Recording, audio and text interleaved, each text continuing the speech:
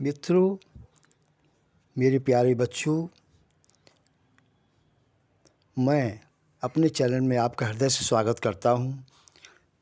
आज मैं आपको एक ऐसी कहानी बता रहा हूं जिसमें ये पता लगता है कि जो होता है अच्छे के लिए होता है। एक राजा के दरबार में एक साधु पहुंचा। राजा ने साधु का सत्कार किया और बैठने के लिए आसन प्रदान किया। जब तक राजा साधु से कुछ चर्चा करता, सेवक ने आकर कहा, महाराज, राज्य का प्रमुख लोहार एक तलवार लेकर आया है जो आपको देना चाहता है। अगर आपकी आज्ञा हो तो मैं उसे ले आऊं। राजा ने कहा, लोहार को पेश किया जाए। लोहार ने राजा को प्रणाम किया। तत्पश्चात एक तलवार भेंट की। भेंट मिली तलवार को देखकर राजा प्रसन्न हो गया। राजा ने तलवार की धार पर रखने के लिए जैसी उंगली धार पर रखी कि राजा की उंगली कट गई। मेरे बच्चों, राजा की उंगली से खून बहने लगा। राजमहल के सेवकों में हलचल मच गई।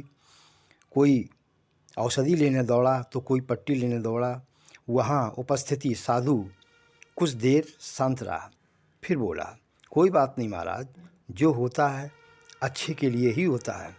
साधु की बातें सुनकर राजा को क्रोध आ गया और उसी क्षण साधु को कारागार में डलवा दिया।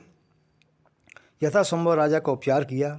मेरे बच्चों, अगले दिन राजा शिकार खेलने के लिए निकला। एक हिरण का पीछा करते हुए राजा अपने राज से दूसरे राज्य में पहुंच गया। सैनिक भी पीछे रह गए। दूसरे राज्य की सीमा में आदिवासी के कबीले थे। उन्होंने राजा को देखा। वे राजा को पकड़कर अपने कुल देवता के पास ले गए।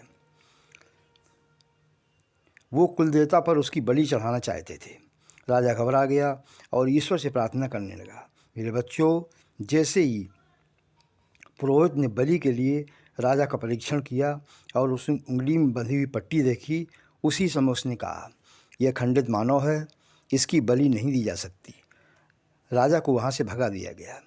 जैसे तैसे राजा अपने राज्य में पहुँचा। सबसे पहले साधु के पास जाकर कारागार पहुँचा और उसने साधु को मुक्त कर दिया और अपनी गलती की क्षमा मांगी। राजा ने कहा, आपने ठीक ही कहा था महाराज, जो होता है अच्छे के लिए ही होता है। अगर मेरी उंगली आज कटी न होती तो मैं शायद जिंदा न बचता। मेरे प्यारे बच्चों, ये बिल्कुल सत्य है कि परमात्मा जो करता है जीवन में अच्छे के लिए ही करता है। मेरे बच्चों, यदि आपको मेरा वीडियो पसंद आया हो तो उसे लाइक करें तथा मेरे चैनल को सब्सक्राइब करें। जय सिया राम।